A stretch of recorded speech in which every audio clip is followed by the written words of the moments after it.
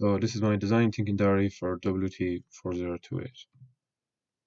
So just when I was starting off, what I wanted to do was quickly analyze the module problem statement that was given to us.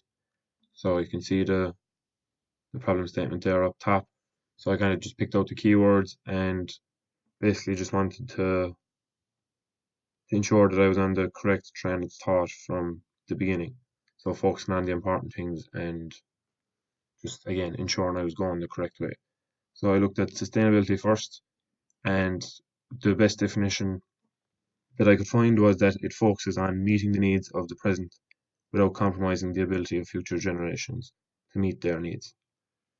So that was then composed into three pillars. So environmental here, social and economic. So you can see that then in the Venn diagram at the bottom right. And when you get a mix of the three, then that is where we see our sustainable development. So I know that in the brief that we've been given, we're told to focus on social and environmental because it may be difficult to include economic in a brief like this or in a solution that we're looking to compose. But again, if the economic side is something that I can bring into it, I will definitely look at that as well. So again, just with the keywords, just a creative artifact, so something that I made up myself, or something that is man-made, handmade from my own thoughts. That's something new, and it is to be addressing a real-world social and environmental issue. So again, it'll be me coming up with this issue. It'll have to be related to social and environmental aspects, and if possible, economic. But for now, the focus will be on the environmental and social sides of it. So just this picture here then on the right hand side, before we struggle to find the solution, we should identify the problem accurately first. So by creating this slide, that was just my first way of understanding the overall brief, and I will now look at identifying a problem so that the solution can be worked out. This is a mood board that I've created just with my initial thoughts and ideas on the module challenge that we have been provided with. So what I'm looking to do is just to make the world a better place. So that could be for an individual, a group of people, or the entire world. So that's something I still must look at the moment. I'm kind of open to it. So I'll be exploring the world around me, and I'll be keeping the global goals for sustainable development in mind.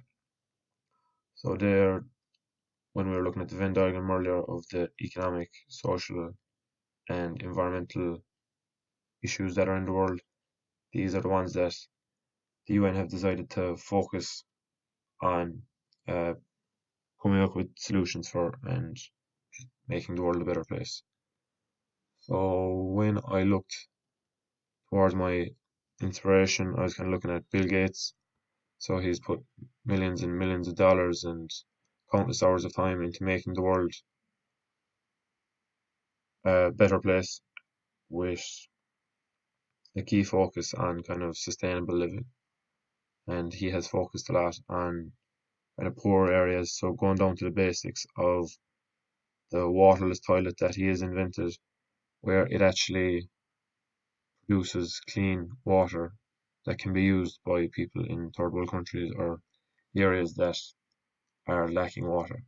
So just another one of his philosophies then that I was very interested in was educating youths for a more sustainable future. So he has put a lot of emphasis on educating the new generation just to ensure that they're on the right track and that they too are focused on a sustainable living lifestyle. Another one of my inspirations then was Elon Musk. So just an inspiring innovator really. The work he's done with Tesla, and I suppose his most famous work is in creating 100% electric cars. So we can see from the quote that he has, he's really into working off just sustainable energy that we can get from the sun, and he's kind of focused on that with his electric cars, and he's just working off solar energy. So when I kind of looked at my own lifestyle, I'd be into sport a lot. So the first thing you see when you walk in my door is about 20, 30 hurleys made of timber, and I might only pick up two of them, two or three of them a year.